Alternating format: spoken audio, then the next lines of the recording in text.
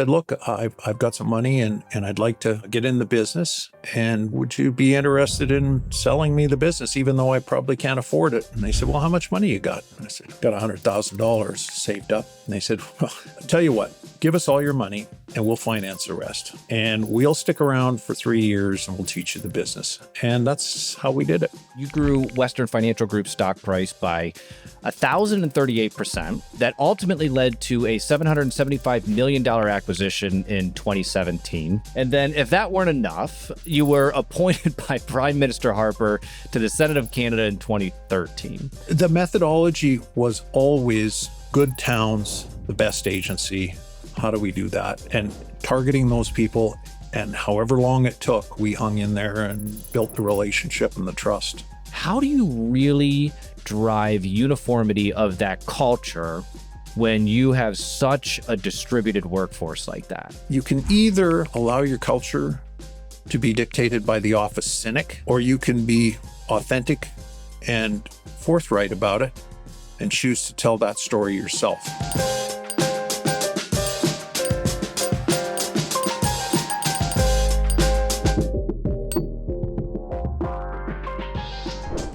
There are countless different areas that I want to explore in, but one of the places that I would love to kick it off is when you were really, in the throes of building Western Financial Group. Tell me about one of the days that stuck out. Well, there were lots, but one that I've told before, it was a day in the late 90s. We were right in the thick of kind of getting up the curve, probably had about 20 stores. I still had clients. I was still the guy in High River in the insurance office. Didn't have others that could do things. But we were raising capital and doing acquisitions. I was building a profile, larger than my community. And there was just one day where I looked back at it at night when I was going to bed, and the activities that I did over the course of that day. I went to my uncle's house, my great uncle's house, and got up on a ladder to his roof. And we spent a whole bunch of time arguing about how much damage there was to this roof versus how much was actually defective stuff because he had put some crazy topping on it, and how much was hail, etc. And it was a lot of work to keep him happy and to climb back down. I then drove into the city, into Calgary, and I had 3 meetings to raise money. And then I had to drive back out of the city to go to a farm and take a picture of the back end of a bull for Lloyd's of London. And then I had to drive back into the city and go to a testimonial dinner for one of the Calgary business leaders that I'd been invited to. And then back to High River to go to bed. And that was just it was one of those days where I was doing everything all at once. And it was, it's a day that stuck out. There were others too, but that one is probably the most memorable when I realized that, I was busy and things were happening, but I was also reminded to be humble and to stay focused. Well, it's one of those things where I think it's super interesting. Well, one, I think anybody can relate to when you've got your family as clients, especially in those early days. It's like you need your friends and family as clients, but they're the hardest. They're always, in my opinion, the hardest of clients. Yeah. And that also, I could, anybody that has to spend any time on the road going from place to place. How many different times did you have to change for that day? That's my question. What? I did it. I wore the same thing everywhere. I mean, I spent a lot of time kind of thinking about, well, how am I going to do all of this? Because it was muddy at the farm and climbing up. I didn't, it was, but I had to look good for this dinner and for the capital meeting. So I managed it. I was chinos and a blazer, and I did bring an extra pair of boots. That was it. There you go. Boots can protect a lot. So, in for those that I'm sure many people that are listening to this are going to be familiar with yourself and what you've built. But some of the highlights here are pretty impressive. So during your tenure, you grew Western Financial Group's stock price by 1,038%. That ultimately led to a $775 million acquisition in 2017. And then, if that weren't enough, you were appointed by Prime Minister Harper to the Senate of Canada in 2013. When I hear those numbers, and I one of the things that I'm always endlessly curious about is, you acquired, as I understand it, you acquired High Alta agencies in 1993. Yeah. When did you know that you really had something? Well, not long after, I got into the business, and the fellows that allowed me in. I was in the travel business for 10 years and made a little bit of money through a project in Banff where I did it on spec and got paid at the end on success, and that was kind of my nest egg. Went back to High River, and my father-in-law said, why don't you look at the insurance business? I was trying to figure out what business I wanted to be in. I was looking at a hardware store and different things. And he said, why don't you look at general insurance? So I thought about it. I like inside worm job. Every insurance guy I ever met was a great golfer, so I figured there was leisure time and so on, and it was a job in my home community, trustworthy, interesting. So anyway, I went to Ray and Wally, who owned High Alta agencies. They were both at retirement age, no kids in the business, and I just said, look, I've got some money, and I'd like to get in the business, and would you be interested in selling me the business, even though I probably can't afford it? And they said, well, how much money you got? And I said, got $100,000 saved up. And they said, well, tell you what, give us all your money and we'll finance the rest. And we'll stick around for 3 years and we'll teach you the business. And that's how we did it. And I worked to pay them off. And I wanted to get them paid off as quick as possible. I grew the business very, within months of me starting, I had a game plan as to how I was going to grow the business and in town. And just by going around and asking people for their business, especially business, I got the phone book out actually, and I just went through and crossed out all the ones that were already customers and highlighted the ones that weren't in the business community. And then I visited them all. I wrote them a letter saying I was coming. And so I was growing the business quickly, and I realized that there was even in a small town where you've been there forever, you've got leading market share. There's tons of business. Things are changing. There's new customers to be had, and that was a real revelation for me, because it wasn't anything special about High River. It's just the way that communities are, right? Things change and people leave and people come, and businesses get bought and sold. And the reason you didn't have that client, that was 2 owners ago, right? And so you just this renewal of an energy in the community. I saw opportunity. So then I start going to conventions, brokers conventions and whatever. And I see a whole bunch of guys that look like Ray and Wally from towns that just like High River. And I thought, man, there is an opportunity here. And I don't see anybody doing anything about it. And so I just kind of quietly went around and looked at how could I raise money to pay out Ray and Wally, and to start talking to others about their business. The other thing I learned is that there's the leaders of the business, and what makes it go were the ladies. Ray and Wally were great guys. They handled the key customers, etc. But all the work got done by 3 or 4 ladies that were in the shop with me and Ray and Wally.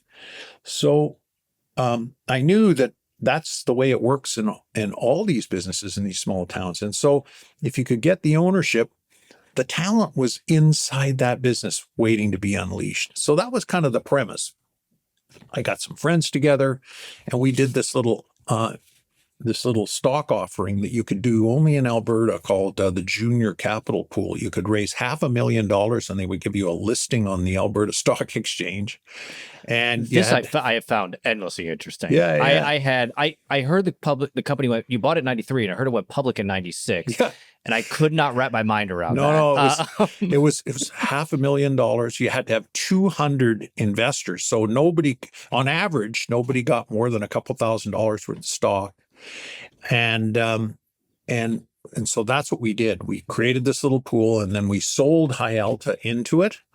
And then I all of a sudden I had access to capital and investors on a much broader scale. And I could go tell my story and people would say, it's interesting. And so we raised $1 million in the first financing. And then we raised 3 when I spent the $1 million and we went and raised 3 and then it was 5 and so on. And we just were able to do it by me telling the story of what we were trying to do, showing them we were profitable from day one. And so because of High Alta, and then everything that we bought were profitable agencies and we bought them at reasonable prices. So we were consistently profitable. I could show investors all the way along how we could either cover their interest on debenture loans or how this was an acquisition was accretive and their shares would go up, et cetera. So it was really, we went public in May of 1996. We did a financing in the first follow-on financing in the fall. Then we were consistently about every 6 months raising money because by the end of 96, we had three agencies. And by mid 97, we had 10 or 12. Like it was just, and then it was a flywheel, right? That just, the more we did, the more people heard about it, the more we were out talking to people. There were more ambassadors that I could call on to say, hey, do you know this person? I think this town's really great. Let's go there next. All of that. So it did not take long before I realized we were really onto something here. You said a bunch. There's about 50 things I want to jump back into on that. But one of the things that really stands out to me is, there was I had heard you say before that you didn't have an agency or a brokerage in a major metropolitan area until you had over 100 locations or 100 stores. Yeah. I find that incredibly interesting because, oftentimes, and it's easier for me, I guess, to say this now, because when you look at a lot of the platform agencies nowadays, right, they're buying up other very large agencies. But I've always liked this model and I always thought it was underserved, which is why now there comes some unique challenges that I'm super curious about is buying all these local agencies. Now, you hit on one thing that I thought was interesting in that it's almost that you had these people that were ready to retire and you gave them a path to retirement and you gave the people within the agency the path to be able to move up, because a lot of times you're kind of stuck. If you're working up an agency, you need to start your own or go work for a larger agency in order to move up. I'm curious, how did you get this buy-in from so many different local stores where you're getting larger? Of course, I think the thought that's on a lot of people's head is that you're going to buy us and you're going to cut the people and you're going to make it more efficient and so on and so forth. What was your process for that? And what was your process for scaling that with the people that were already there? So, first of all, it was thoughtful targeting. Looking at towns, and we said we want to buy. I said from the beginning, I want to buy agencies that look just like High Alta in towns that look just like High River, and because I saw what I did in a short period of time in High River to invigorate an already profitable, strong agency by just going out and employing basic sales skills that hadn't been done in a long time, right? And so the focus was all around building a network of small town. I never thought we would get to 200 stores, or I guess we got to about 140 when I was, over the course of my leadership. It was about getting to maybe 20, in our wildest dreams.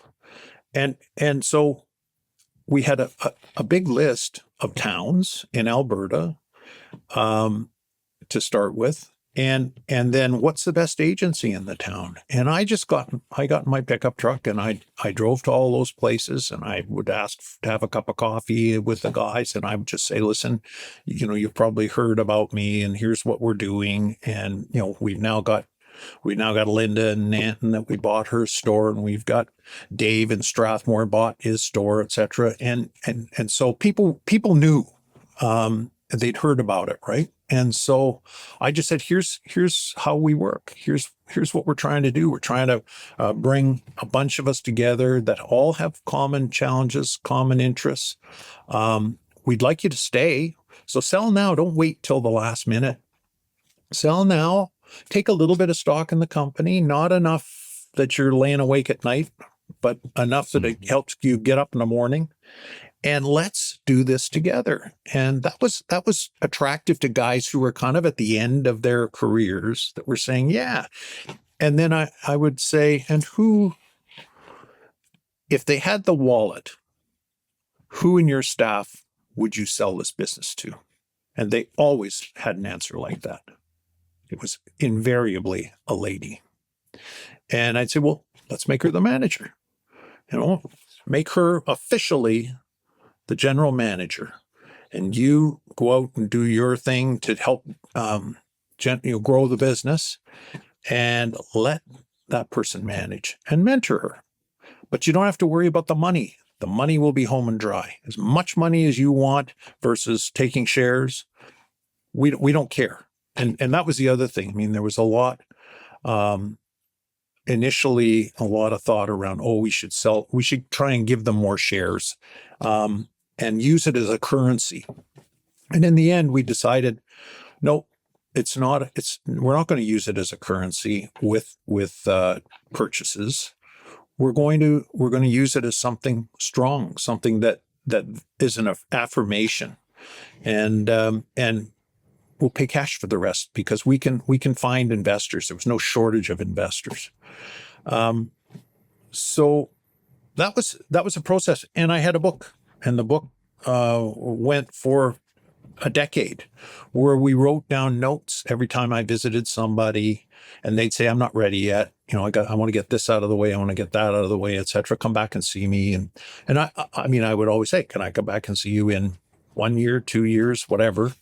And I worked the long wave with the guys that I really wanted to acquire in the towns, and some of them, because there was kind of this pent-up opportunity, there were enough that we were busy with high-quality acquisitions, but at the same time, I was doing this route and developing relationships that I knew would pay off 1 to 5 years later.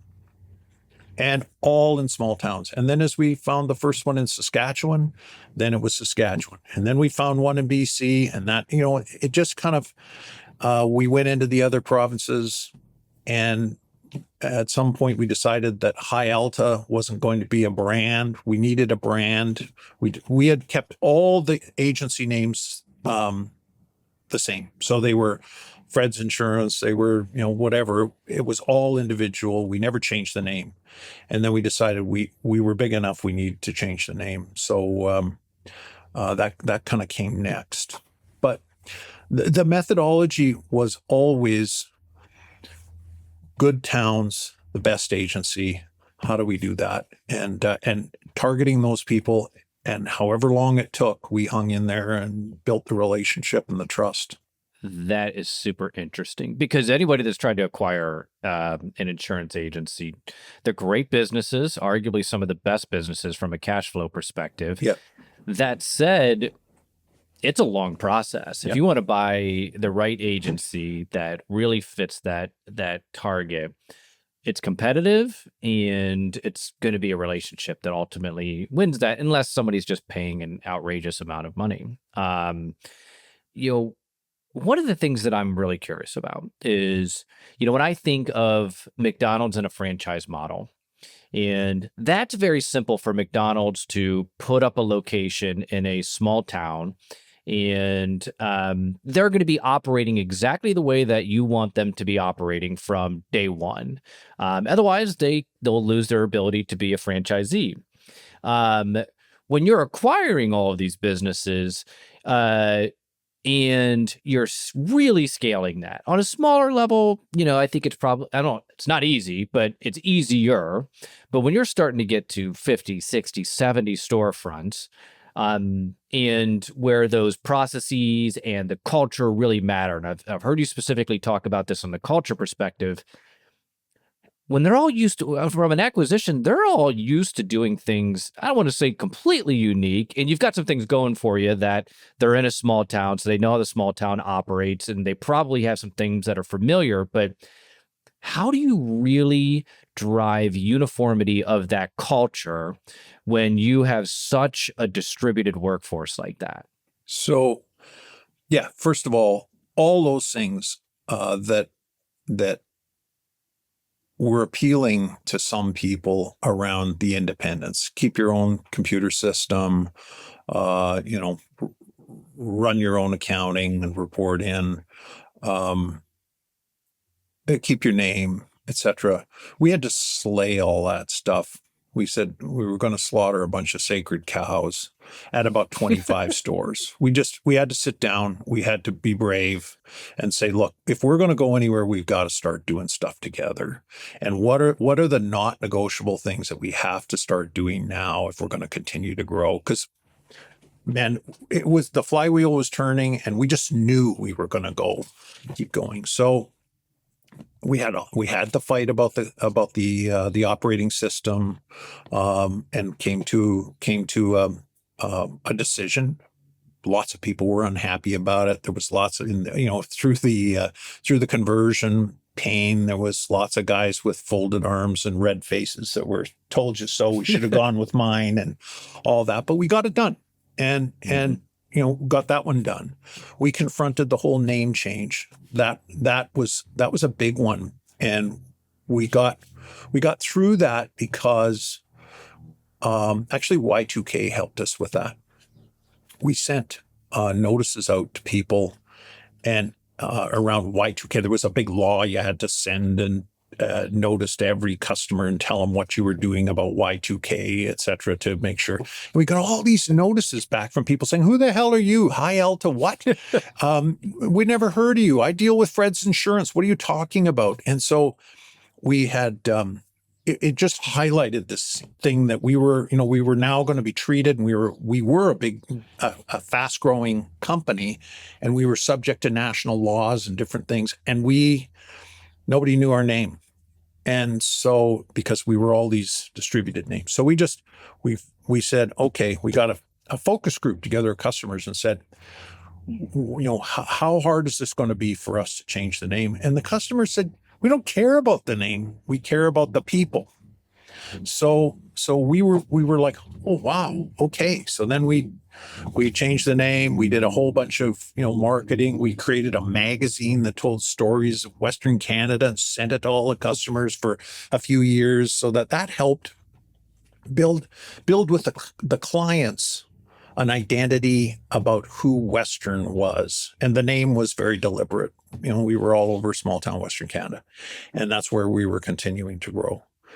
But the other side were the people in those offices, distributed workforce.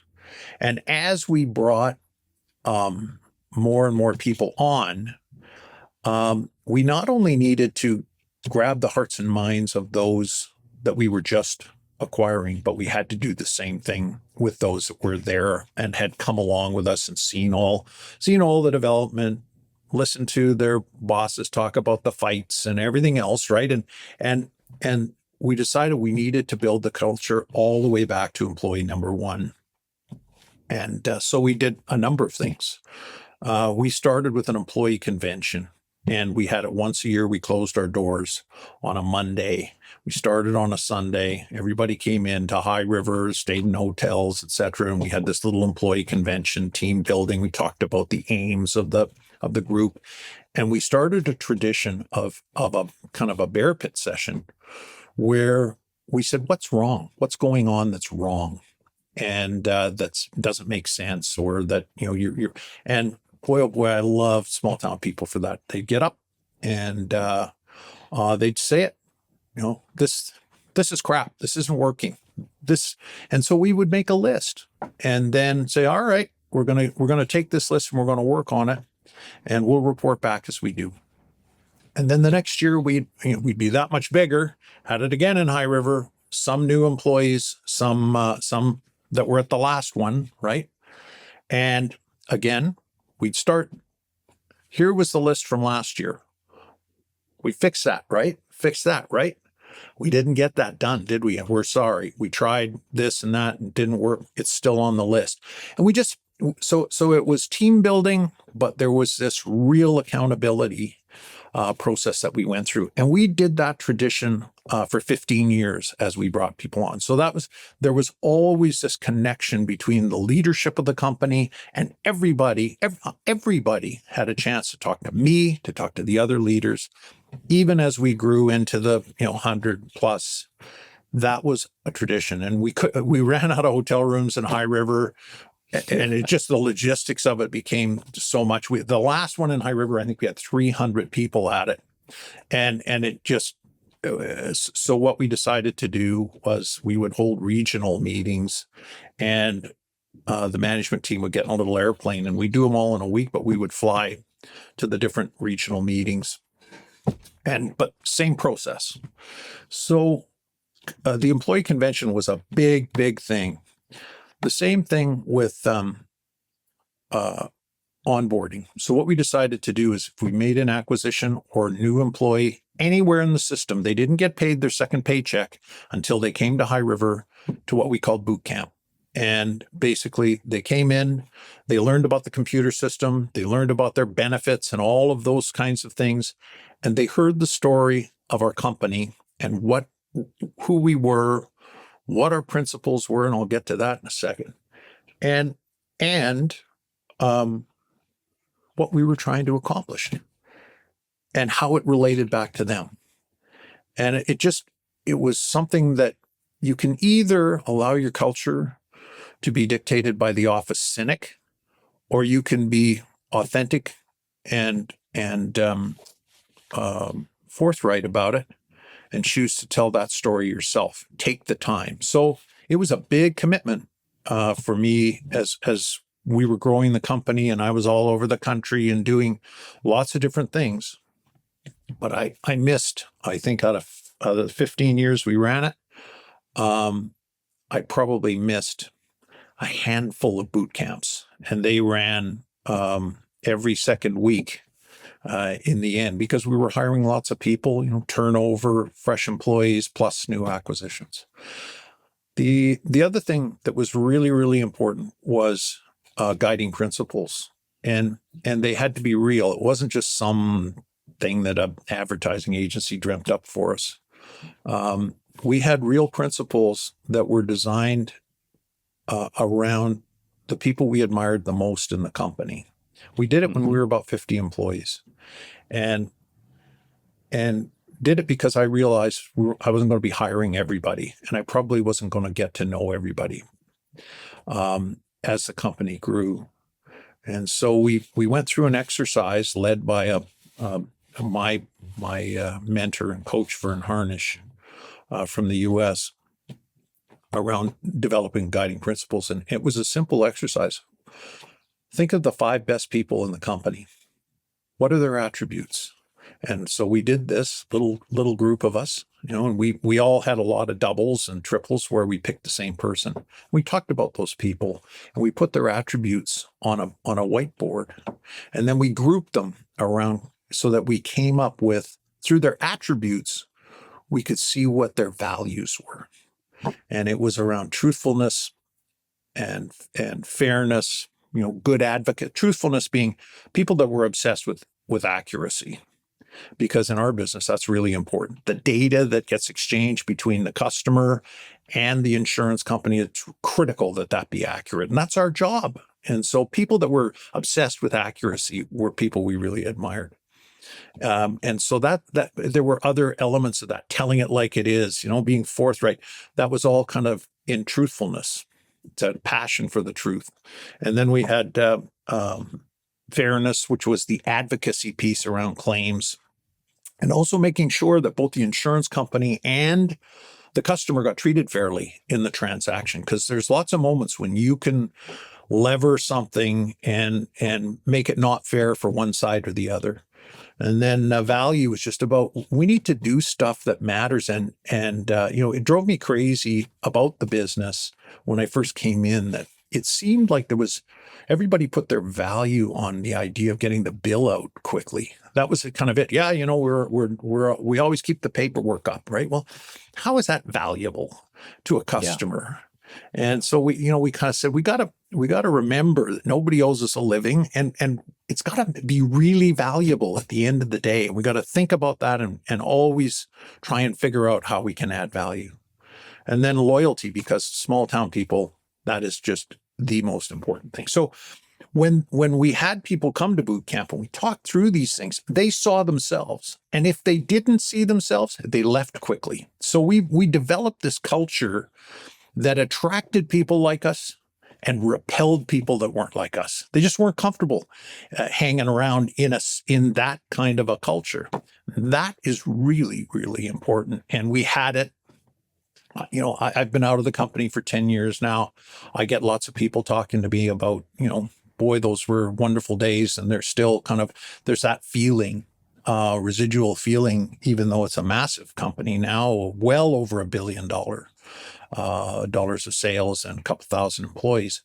But there's still that and lots of metro people that are different now. I mean, it's a metropolitan people. The values are a little bit different, but it hasn't changed. Not a word of it has changed from those days. That's a really, really long story. I'm sorry about that. No, what I'm hearing when I hear that is you really had to put in processes in here's how we operate, which is where you're getting into the rebranding of the local stores, when you're getting into the actual operations, the systems that they're operating on, the way you're tracking things. And then I'm also hearing about how you systematized the vision of the company, the vision, the values. Vern Harnish, who you mentioned, wrote Scaling Up. Did a lot with the Rockefeller Habits, which I think is a great system. And creating that system to make sure everyone is bought in. And I think you hit on one of my personal favorite things is, and this goes for anything. This goes for in my opinion, this goes for employees. This comes for the customers you're trying to get. In the messaging from your website, how you talk, everything else is going to attract as much as it's going to repel, and that's not a bad thing. That's a good thing. Did I capture that correctly? Yeah. Is that what I'm hearing? Yeah, I think so.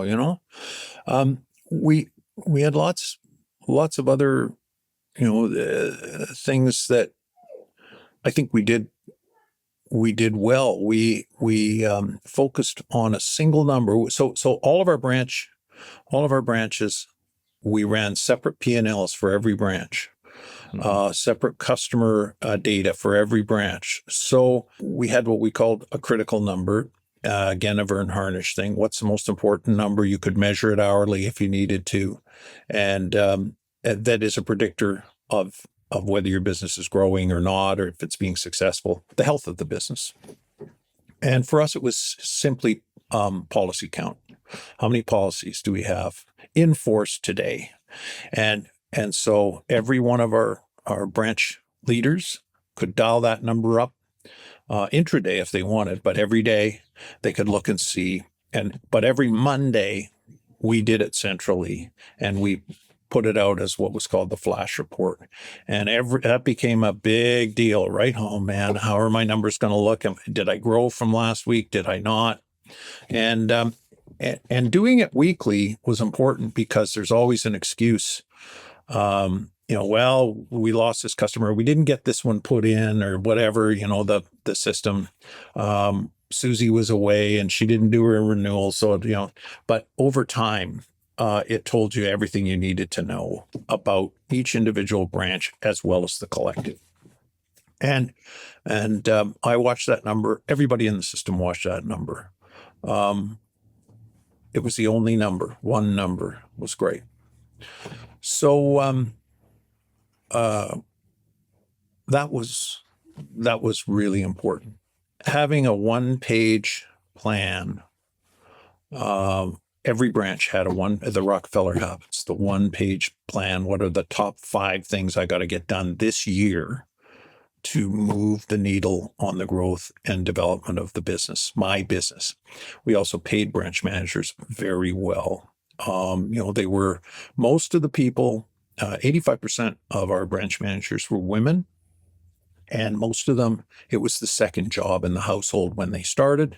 And by the end of it, I dare say most of them were making more money than their spouses. And we tied it to profitability. And we gave them actually a long-term incentive based on the growth of their office over time, so that they got a little bit of a market look at the market value of their office on a standalone basis. So it's almost like they became mini owners. And at their retirement, that was paid out in shares in Western. So there was a plan where a number of branch managers got quite wealthy as a result of doing a great job. And that was a big piece. The whole financial discipline and how simple it was, and it was consistent. You knew what you needed to do. You needed to manage your office well, and you needed to grow the business profitably. And all of those things we made them as simple as we possibly could. We reinforced them with regular meetings, lots of team building, this culture that we were building that everybody felt comfortable in. That to me, when all of that was going on in the late 90s and through the aughts, to probably 2008, man, I leapt out of bed every morning. I just couldn't wait to get to the office, couldn't wait to confront the challenges. It was a really, really magical, and it was a privilege. What was it about that time specifically over any other time that made you feel that way personally? Well, it really was just, I loved the people. I loved the people in all those communities. I had seen them, most of them develop from being the second banana in the office to a charismatic, backslapping, Rotary Club going guy. And here they developed and blossomed into these proficient managers, some of which were great salespeople, others were great managers of salespeople. And I know that, and I still hear from them. A lot of them are retiring, and that was it. I really felt like I was the captain of a very, very happy ship of people. When you look back at the different stages of the business and you look at your role as the leader personally, can you think about or remember what were some of those things that as you grew and hit these different stage gates that you had to stop doing? I think I transformed myself a number of times. And again, it was made evident to me by Vern Harnish, these valleys of death, where you have to realize that when you have a 5-person business or 1-person business, and you get to 5 people, you got to do it differently than you do at 20, then you do at 50, then you do at 100, then you do at 500. And there were those moments when I had to stop doing stuff. And early on, probably the biggest one and the smartest one I ever moment was when I realized that we had to figure out how to set the culture, set it through principles, say this is who we are and this is who we want to be going forward. And it was around that 50-person spot where I just knew I wasn't going to meet everybody, and they weren't all going to get to know me, and I wasn't going to get to know their families and all that kind of stuff. And so we had to figure that out. And it was an obsession for a while. And then we got it systematized. But that was probably the biggest change, where I became the brand. I dressed in logo wear whenever I went anywhere. We got we did the employee convention, we did the boot camp. We eventually got to the point where we had our own TV studio, and we did satellite broadcasts whenever there was a big issue that was coming up. If something happened, we figured out the culture, and that happened at 50 people, and then systematized so that when we got to a couple of hundred, we had to change the system to make sure it was all around that culture piece. Acquisitions, I worked really hard to stay involved in that. And the more we grew, the more people wanted to meet the man. They wanted to meet me, even if, and so I was the closer that came in. There were very few deals that were done where, and I had a great guy who Tom Dutton, who was our first acquisition in Saskatchewan. He was a well-known guy in the industry. We also had a lot of other high-profile people that we had acquired that were well-known by others in the brokerage business. They helped to surface acquisition opportunities, set the table so that I could go in very effectively and get them closed. And that was systematized as well from the days of me just driving around in my truck, spending lots and lots of time on highways and coffee shops and motels, etc. So there were a number of those things that we did consciously and unconsciously to get through those valleys of death. And it got harder as we got bigger. Different. A big organization is a different animal. It's harder to keep the culture. It's harder to, politics starts to come in. You've got a whole bunch of executives, executive officers, and they've all got different ideas, et cetera. And so you spend a lot more time in meetings trying to iron everybody out, keep them on it became harder to keep the company looking and feeling the same as we got bigger. It's natural. And it came to the point, actually, when we got to about 1,100 people, 1,000 people, where I started saying to the board, I don't think I'm the right guy anymore. So we got to start thinking about who's next to lead the company, because it's a different type of person, and I've remade myself enough times to know that I'm not the right person long term for this. So. But it was always in my mind because, as Vern said, he had a little graphic that said 99% of businesses in America had less than 3 employees, and 0.0009% of companies ever got beyond 500 people, and there were only a micro percentage that were above 1,000. And so you knew that you were in pretty rarefied air, and it was going to take different talents. It just was. Well, you couldn't stay out of the business world. You started a Western investment company. Talk to us a little bit about that. I'm curious, What was it that just drove the itch to get back in? Well, a couple things, I guess.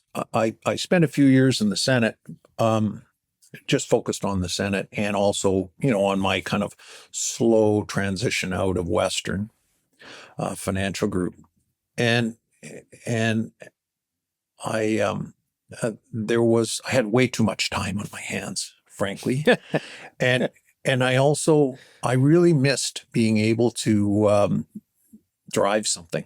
And you find in politics, and particularly in national government, that things move slowly, and you're not, if you're not the prime minister, you can't snap your fingers and get things done.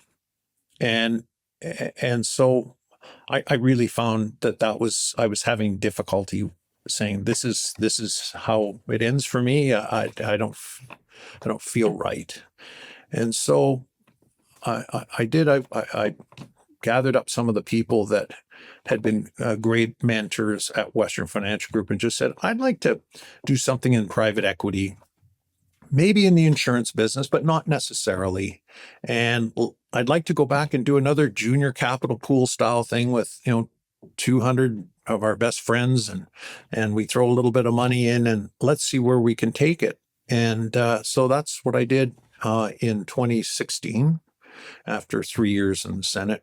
And we just slowly built that up, made 5 different acquisitions over the course of about 3 years, and found a real gem in the insurance business, Fortress Insurance, that was actually just a little captive of some budget rent-a-car franchisees. And they just had this insurance company for their sole purposes.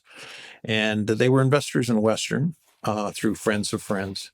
And they said, hey, could you make something out of this little insurance company? And kind of looked at it and said, wow, this has got everything. Yeah, let's see what we can do. So we put some time into Fortress and put some money in, and it started to grow. And so we attracted a brilliant guy, Paul Rivette, who was president of Fairfax Financial, who had stepped out of the industry, kind of like me, thought it was time to do something else, and then realized he really missed the business. And so he came to us and said, hey, I like what you're doing at Fortress. I think there's an opportunity to grow something really big. What do you think? We said, man, let's get together. And so we have now, I believe, I'm on my way to helping to build my second $1 billion company. This is a really exciting little venture. And I'm looking forward to the next 10 years to see how far we can take it. And working with Paul, who, as I say, is brilliant, great leader, excellent capital allocator, and a really honest, straightforward guy. The last question I have for you is then, if we're sitting here in 10 years' time, everything goes to plan, what are you doing? Where's the business at? What are you doing? Well, I really would like to see Western Investment Company with 6 specialty insurers that are successful not only in Canada, but potentially, venturing further afield. That's really what I want. Where I think Western Investment Company can be successful is not trying to compete with Intact, but actually looking at those niches that have become wider because of consolidation of insurers. There's some big, lumpy specialty insurance lines that where there's opportunities for growth for experts that have disappeared from the landscape to become expert again and be really profitable in the long run. So I'd like to see a little constellation of specialty insurance companies under one umbrella. And if we can develop that over the next 10 years, I'll be very, very happy. And I think shareholders will be very happy as well. Well, I'm excited to follow along and to watch and just want to say thanks for coming on today. It was great hearing your story and all the lessons learned, and I really appreciate it. You bet. Good to be with you.